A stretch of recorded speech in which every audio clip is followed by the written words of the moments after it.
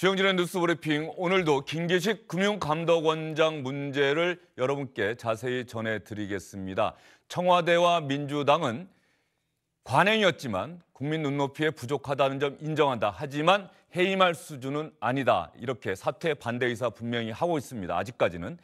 야당들은 자진 사퇴해야 하는 사안이라면서 사퇴를 촉구하고 있는데 정의당 그동안 고민했습니다. 정확하게 당론을 정하지 못했었는데 오늘 마침내 당론을 결정했죠. 김기식 금융감독원장은 자진 사퇴해야 한다. 오늘 정의당이 상무위원회 회의를 통해 현재 논란이 되고 있는 김기식 금융감독원장의 거취 문제에 대해 자진 사퇴하는 것이 바람직하다는 결론을 내렸습니다. 금융 적폐청산이라는 시대적 과제는 능력과 함께 칼자루를 쥘 만한 자격을 갖춰야 수행이 가능합니다. 단지 과거의 관행이었다는 핑계로 자격이 부족한 것을 부족하지 않다고 말할 수는 없는 일입니다.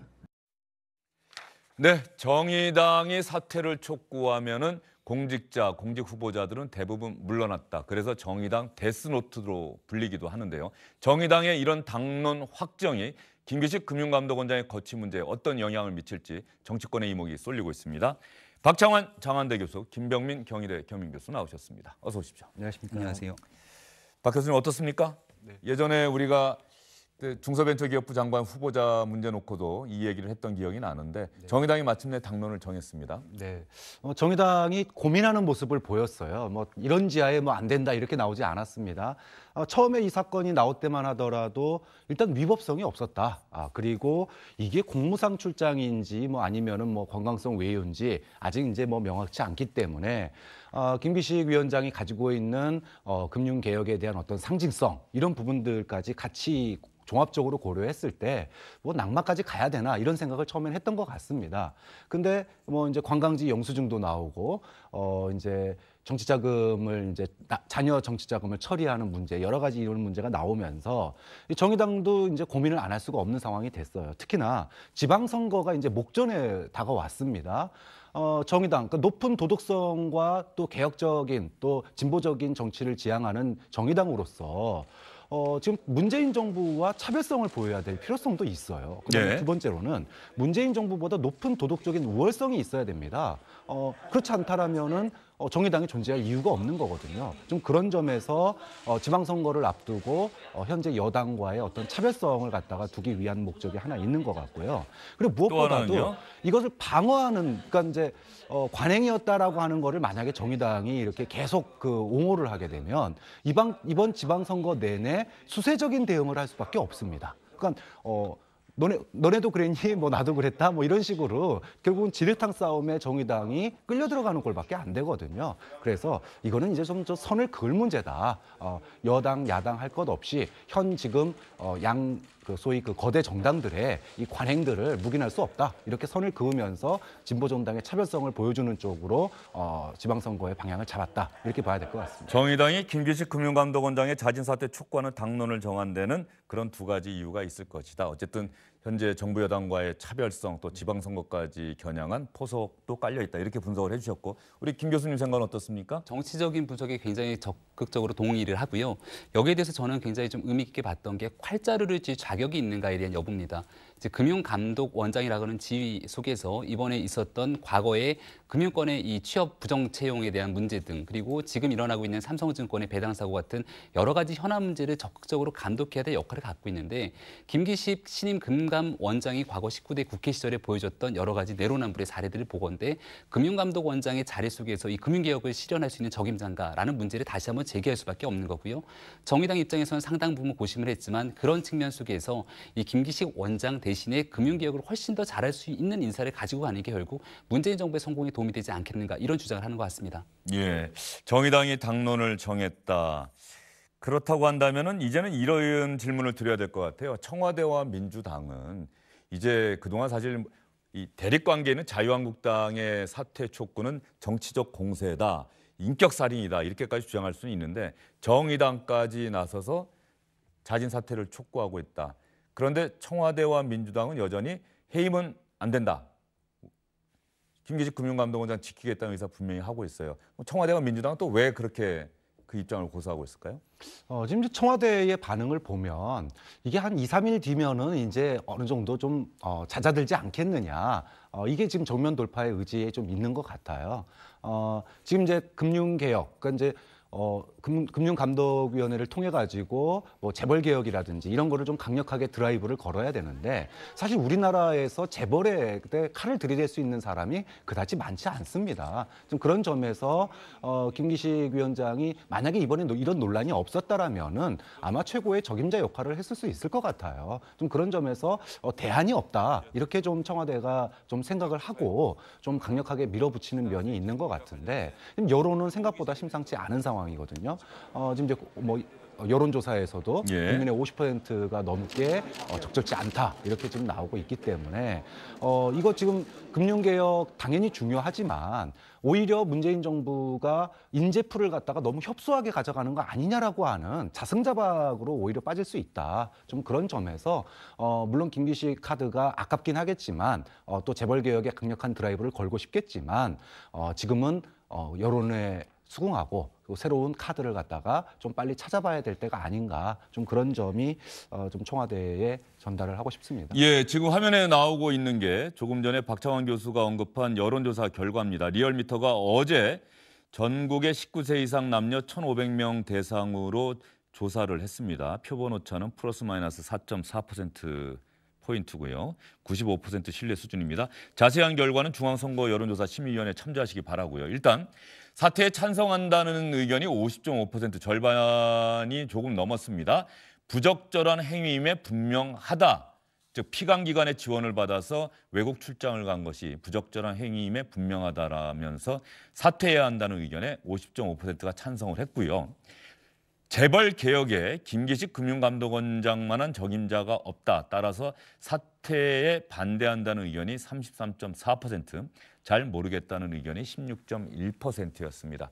이 여론조사 결과는 어떤 걸 내포하고 있다고 보세요? 이 리얼미터의 여론조사 결과인데요. 우리는 주관적으로 리얼미터에서 대통령 지지율에 대한 여론조사를 하지 않습니까? 예, 매주 하죠. 네, 그동안 이제 문재인 대통령에 대한 지지도가 상당 부분 높게 나오는 측면들이 있었습니다. 그걸 반추해 보건데 대통령을 지지하고 있는 여러 국민들 속에서도 김기식 금감원장에 대한 거취 문제에 대해서는 이건 좀 아니다라고 생각하는 국민들이 적지 않다는 겁니다.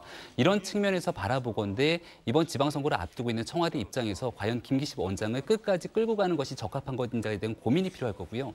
저는 그럼에도 불구하고 청와대에서 굉장히 좀 부정적인 인식을 갖고 마지막까지 지키는 듯한 모습을 취하는 이유가 있다고 보는데 이 김기식 원장이 만약에 낙마로 최종적으로 결정이 나게 되면 그 다음 단계는 결국은 인사검증에 실패했던 조국 민정수석에 대한 책임론으로 넘어갈 수가 있습니다. 야당의 공세가. 예. 특히나 이 유승민 바른미래당 대표 같은 경우는 벌써부터 참여연대에 관한 문제를 끌고 나오기 시작하는데요. 현 정부에 대한 청와대 참모진이나 진용을 구축하고 있는 여러 요소 중에 참여연대 인사 비중이 적지 않습니다. 특히나 조국 민정수석, 장하성 정책실장, 김상조 공정거래위원장 등에 대한 여러 가지 하나의 식구처럼 감싸져 있는 문제 속에서 이런 인사 문제를 덮으려고 했던 것 아니냐, 아니면 충분한 문제가 제기됐음에도 불구하고 적합한 검증이 안 됐던 부분들에 대한 공세가 이어질 수 있기 때문에 이 부분을 좀 차단하고자 하는 그런 포석이 있지 않는가라는 분석도 가능합니다. 예. 정의당 이야기로 시작을 했는데요. 사실 정의당의 당론 확정이 의미를 갖는 것은 그동안 정의당이 반대해왔던 공직 후보자들은 대부분 사퇴했기 때문입니다. 과거 문재인 정부 들어서서 어떤 후보자들에 대해서 정의당이 반대 의견을 밝혔는지 그리고 그 결과는 어땠는지 주영진의 뉴스브리핑팀에서 정리해봤습니다. 검찰개혁이 매우 시급한 시대적 과제이긴 하지만 안 후보자가 가진 과거의 흔적이 개혁의 정당성을 담보할 수 있을지는 미지수다.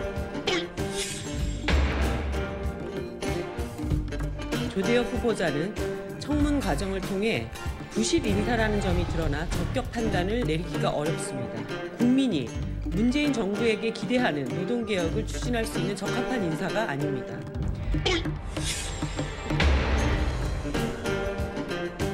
박기영 교수의 본부장 임명을 즉각 처리하십시오. 박성진 중소벤처기업부 후보자의 임명은 박근혜 시대나 있을 법한 인사입니다. 정부는 즉각 처리해야 마땅합니다.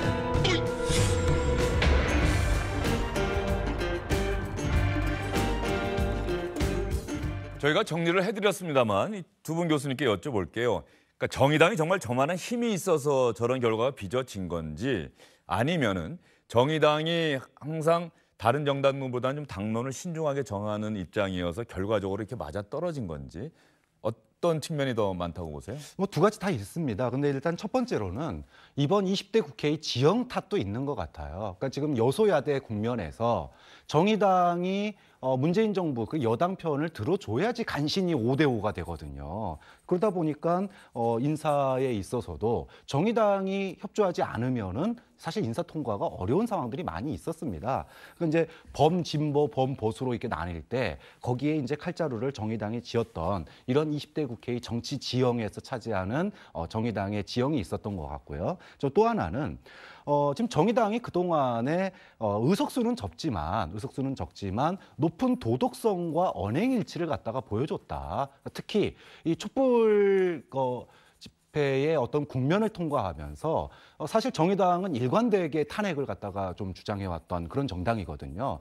그런 반면에 지금의 여당 같은 경우에는 처음부터 탄핵 얘기하지 않았었어요. 좀 이런 것들이라든지 그런 측면에서 정의당이 일관된 모습을 보여줘 왔던 것들이 이제까지 좀 그 포인트를 착실하게 쌓아놨다가 목소리에 무게감이 이제 실린 게 아니겠느냐. 앞으로 정의당이 이런 목소리가 개혁을 바라는 촛불 민심, 나라의 변화를 바라는 그런 그 목소리를 대변할 수 있다 그러면은 향후에 이번 뭐 지방선거뿐만 아니라 다음 총선에서 약진할 수 있는 이런 것들이 다 계기점이기 때문에 정의당으로서는 좌면우고할 게 아니라 할 말을 하고 또 여든 야든 비판하고 또 도울 건 돕는 이런 모습을 보이는 지금과 같은 상황이 정의당으로서는 뭐 앞으로 계속 잘 나갈 수 있는 출발점, 밑거름이 되지 않나 생각을 합니다. 예, 좌고우면을 좌면우고라고 또 새롭게 조어를 만드셨습니다. 예, 좌고우면할 것이 아니고 정의당은 이 원칙 그대로 또 갈 것이다. 그러면 정의당의 이런 최종적인 당론 결정,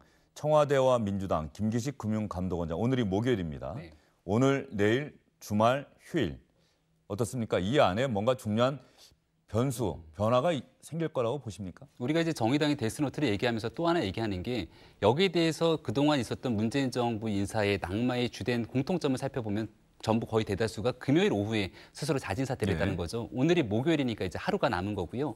아마 지금 어저께까지만 해도 청와대의 기류는 이 부분에 있어서 김기식 원장에 대해서 어느 정도의 거취에 대해서는 더 이상 이제 얘기할 것이 없다라고 하고 있지만 여론조사에 대한 결과 정의당이 당론으로 정한 부분 또 지금 민주당 내 일부 인사들 사이에서도 이대로 지방선거를 치를 수 없다라고 하는 여러 가지 여론들을 종합해 보건데 저는 아마도 내일 정도면 김기식 원장이 스스로 거취를 표명할 확률이 조금 더 높지 않는가라고 생각합니다. 네, 김병민 교수는 거기까지 또 얘기를 하셨어요. 내일 오후에 스스로 거취를 결정할 가능성이 있다. 네, 오늘 리얼미터 여론조사가 청와대에 상당히 아마 타격을 줄 것 같습니다. 예. 일단 여론, 여소야대 국면에서 국민의 여론을 등에 업지 않고 지금 밀어붙일 수 있는 게 별로 없거든요. 그러니까 안 좋은 여론도 있고요. 또 하나는 지금 이제 국회에 산적한 현안이 많습니다. 일단 개헌을 갖다가 지금 띄워놨는데 이게 지금 뭐 동력이 상실될 수 있는 가능성이 있고요. 그리고 또 선거법 개정이라든지 그리고 추경을 갖다가 또 통과를 시켜야 되는 입장입니다. 이런 상황에서 평화정의당 그다음에 이제 정의당 이렇게 이 두 블록을 갖다가 이번 4월 임시국회에서 같이 껴안지 않으면은 이 지금 동력들이 다 사라질 수 있는 상황이 돼버리거든요. 그래서 이런 것까지 같이 고려를 한다 그러면 이번 주말을 넘기기는 좀 어렵지 않을까 생각이 듭니다. 예, 두 분 교수님이 그렇게 전망해주고 계시는데 사실은 이런 상황이 생기면 제가 과거 현장 취재할 때 특히 여당을 취재할 때는 말이죠. 공직 후보자 내지는 임명된 사람에 대해서 이런저런 의혹들이 제기되고 야당들이 일제히 반대, 사퇴 목소리를 높일 때 민주당 안에 여당 안의 목소리 중에 혹시 당론은 해임 불가지만 이거 우려된다, 걱정된다 이런 목소리 있는 건 아닌지 정말 열심히 취재했던 기억이 나는데 어젠가요? 김두관 의원이 우원식 민주당 원내대표에게 보낸 문자 메시지가 사진에 찍혀서 화제가 되기도 했죠. 이 문자 메시지 보면 말이죠. 김두관 의원이라는 이름이 찍혀 있죠. 밑에 김기식 금융감독원장 그 이름도 있습니다. 금감원장 문제 심각합니다. 청와대 땡땡땡. 저거 눌러야 이제 본문이 다 보이는데 제목만 첫 줄만 보인 거예요. 그 아래 김기식 금융감독원장한테는 화살표가 위로 가 있으니까 보낸 거죠. 우원식 원내대표가. 잘못된 일이 없다면 단단히 마음먹어라. 자, 김기식 금융감독원장에게는 저런 문자를 보냈는데 김두관 의원은 심각합니다. 청와대에 땡땡땡. 아마도 청와대에 이런 심각한 상황에 대해서 우원식 원내대표가 의견을 전해줘야 되는 것 아닙니까? 이런 글인 것 같아요. 민주당 안에서 다른 의견이 있다고 봐야 되겠죠. 그렇죠. 국회 원내 사령탑이기 때문에 실질적인 지방선거를 앞두고 있는 국회 의견들을 좀 담아서 청와대의 문제의 심각성을 반드시 전달했으면 좋겠다. 이런 메시지로 보이는 거고요. 우리가 이제 선거를 앞두고 있는 김두관 의원 같은 경우는 경기도를 지역구로 두고 있지 않습니까? 특히나 수도권의 선거라는 건 이 바람이 굉장히 취약합니다. 우리가 2016년 선거를 돌아보건데 그 당시에 진박 감별사가 활동했던 부분들이 영남권에서는 어떤 결과를 가져왔는지 모르겠지만 서울 수도권에서는 엄청나게 당시 보수 정당의 치명상을 가져갔거든요. 지금 있는 이번의 선거 과정에서 김기식 원장을 끝까지 지켜낸다면 지금 벌써부터 자유한국당의 김성태 원내대표는 청문회를 실시한다고 얘기를 합니다. 그렇다면 이게 하루 이틀 얘기로 끝나는 것이 아니라 과거의 이야기들을 드러내기 시작하면서 이 내로남불과 현재 갖고 있는 잘못된 부분들이 적나라하게 드러나게 됐을 경우에 민주당 전체 선거에 특히 수도권에 타격이 될 수 있다고 보는 겁니다. 그러니까 이러한 부분들을 과연 우원식 원내대표가 청와대 인사와 얼마나 깊이 있게 교감했는지 그리고 실질적으로 김기식 원장 스스로는 본인이 이제 민주당에 몸을 담았던 인사로서 이 부분에 대한 본인의 거취에 대해서 깊이 있게 고민하지 않을 수 없는 대목이라고 저는 봅니다. 사실 과거에 현장 취재하다 보면 말이죠. 여당의 역할이 대단히 중요한 게 청와대의 결정을 그대로 따르거나 이러는 것이 아니고 청와대의 결정이라고 하더라도 분명히 민심에 배치되는 민심과 맞지 않는 결정이 있을 수 있단 말이죠. 그럴 경우에는 지금 상황이 안 좋습니다. 이거 바꿔야 되겠습니다라고 하는 의견을 청와대에 전달할 수 있어야 하는데 그걸 제대로 못한 결과 사실 박근혜 정부의 국정농단 사태가 빚어진 것 아니냐는 지적도 나오고 있는데. 맞습니다. 예. 지금 이제 여당 지도부, 당대표뿐만 아니라 원내 지도부도 문재인 정부가 왜 출발했는지 다시 한번 봐야 돼요. 그러니까 문재인 정부하고 높은 도덕성은요, 뗄래야 뗄 수 없는 관계입니다. 촛불 정신. 그렇죠. 촛불 때문에 예. 출발한 정부이기 때문에 문재인 정부의 지지율이 낮아졌을 때가 언제냐? 야당이 내로남불을 목소리 외칠 때, 이때 인사정국에서 지지율이 확 떨어졌었거든요. 지금 지방선거를 앞두고 문재인 정부가 사실 이번 지방선거 압승할 거다라고 얘기할 수 있었던 거는 좀 2명의 전직 대통령을 감옥으로 보낸 상황 아닙니까?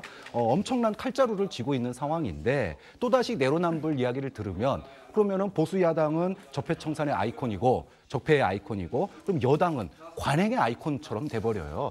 지방선거를 공격적이고 선제적으로 수행할 수 있는 거를 갖다가 관행이라는 것 뒤에 숨어버리게 되면은 수세적으로 대응할 수밖에 없는, 그럼 결국은 진흙탕 싸움이 되는 거거든요. 지방선거에서 확연한 차이를 드러낼 수 있는 거를 굳이 진흙탕으로 끌고 들어가서 선거를 어렵게 할 필요가 없다. 지금도 김성태 원내대표 같은 경우에 지금 공항에 신분증 없이 가족여행하는데 통과했다. 얼마나 이게 사실 이슈가 될 수 있는 문제인데 관행이었다라고 지금 방어하는 김기식 이 카드 이거 덮여가지고 이슈에 덮여가지고 기사 한 줄 안 나오고 있거든요. 이런 것들이 결국은 문재인 정부가 도덕성이나 내로남불 이야기를 들을 때 빨리빨리 정리하지 않으면 이렇게 수세적이 되고 공격할래야 공격할 수 없는, 그래서 지방선거가 자승자박이 되는 코스로 가는 것이기 때문에 전 문재인 정부가 이런 이야기를 들을 때 여당이 그 역할을 갖다가 여론을 갖다가 예. 청와대에 전달하는 예. 역할을 해야 됩니다. 예. 그런 측면에서 본다고 한다면요. 민주당에서 김기식 금융감독원장이 국회의원 시절에 피감기관의 지원을 받아서 해외 출장 갔는데 이게 김기식 금융감독원장만 그런 게 아니다. 지금 야당 의원들도 똑같이 그렇게 간 적이 있다고 하면서 김성태 원내대표 사례도 들었단 말이에요. 네. 민주당이 그렇게 어떤 맞불 작전으로 나간 데 대해서 물론 자유한국당에서는 논평 내놓으면서 이쯤 하면은 막가자는 거죠 하면서 노무현 전 대통령의 그 표현까지 빗대서 정면 대결도 불사하겠다는 논평이 나왔는데 민주당의 그 대응에 대해서는 김 교수는 어떻게 생각하시죠? 그러니까 지금 이게 이제 민주당의 대응 플러스로 우상호 현재 서울시장 예비 후보 같은 경우는 안철수 후보를 대상으로 또 같은 또 문제 제기를 하지 않습니까? 예. 그러니까 안철수 후보 같은 경우는 물 먹는 하마냐, 이 물타기다라는 얘기를 하고 예. 있는데요. 국민들이 바라보기에 앞서 이제 촛불 정신 말씀을 하셨지만 과거에 가장 안 좋고 낡은 관행이라고 보는 게 이렇습니다. 문제가 있고 이 문제를 제기할 수 있는 국회의원의 권한들이 있는 겁니다. 국민을 대표하는 대의기관의 역할로서 여기에 대한 견제와 감시 역할을 해야 되는 거고요.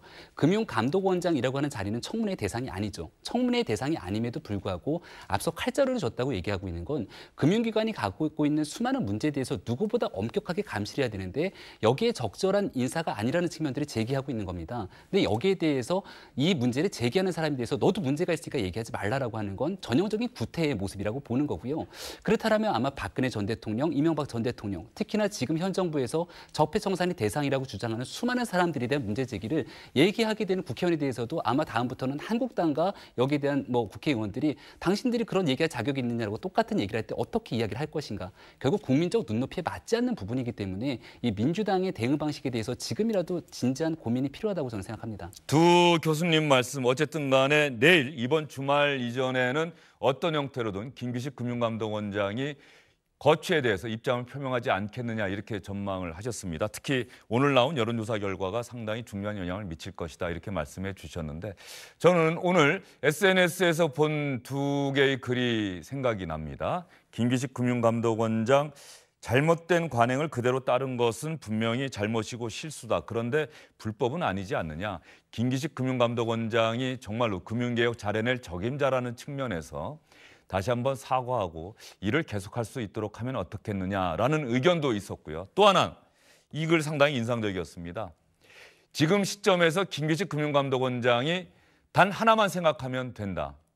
만약에 김기식 금융감독원장이 지금 야당 의원이었고 지금 누군가가 김기식 금융감독원장이 지적을 받고 있는 그런 똑같은 사례를 갖고 있는 금융감독원장 후보자가 있다고 전제했을 때 김기식 금융감독원장은 과연 그 사람을 향해서 어떤 이야기, 어떤 요구를 할 것인지 이거 생각하면 답은 간단히 나오지 않겠느냐 이렇게 쓴 글이 생각이 납니다. 김기식 금융감독원장 지금 누구보다도 아마 가장 많이 고민하고 생각하고 있을 것이라고 생각합니다. 저희는 다음 소식으로 넘어가겠습니다.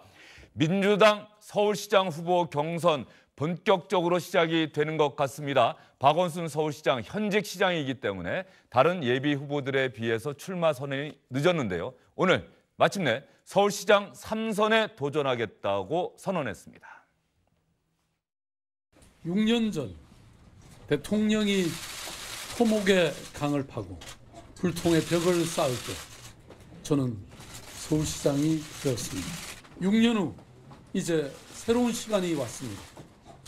사람이 먼저입니다. 내 삶을 바꾸는 변화를 실천하는 문재인 정부가 있습니다. 이제 문재인 정부와 함께입니다. 서울의 정책이 대한민국의 표준이 되고 이제 서울은 새로운 미래를 향해 도전을 시작합니다. 박원순 시장도 문재인 정부와 함께입니다.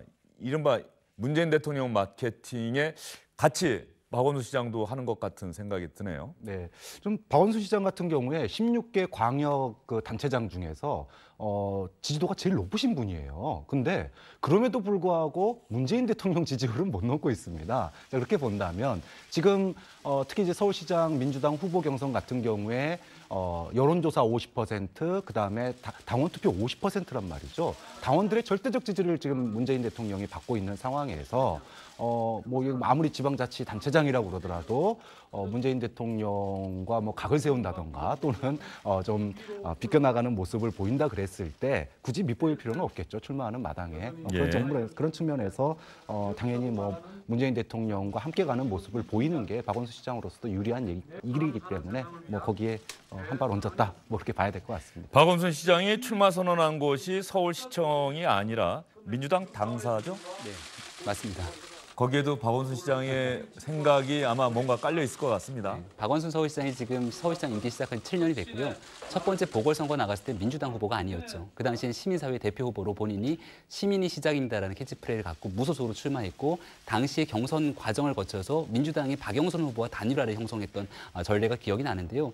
그만큼 민주당에 대한 굳건한 지지층을 박원순 서울시장이 갖고 있냐라고 하면 여기에 대해서는 약간의 좀 이견이 있는 것 같습니다. 따라서 민주당사에서 본인이 출마 선언을 함으로 인해 인해서 이제 더 이상 시민사회 후보가 아니라 민주당의 당원으로서 문재인 대통령과 함께 10년의 서울혁명을 완성하고 싶다라고 얘기를 하고 있습니다. 저는 10년의 개혁 완성이라는 측면에 조금 약간 방점을 찍고 싶은데요.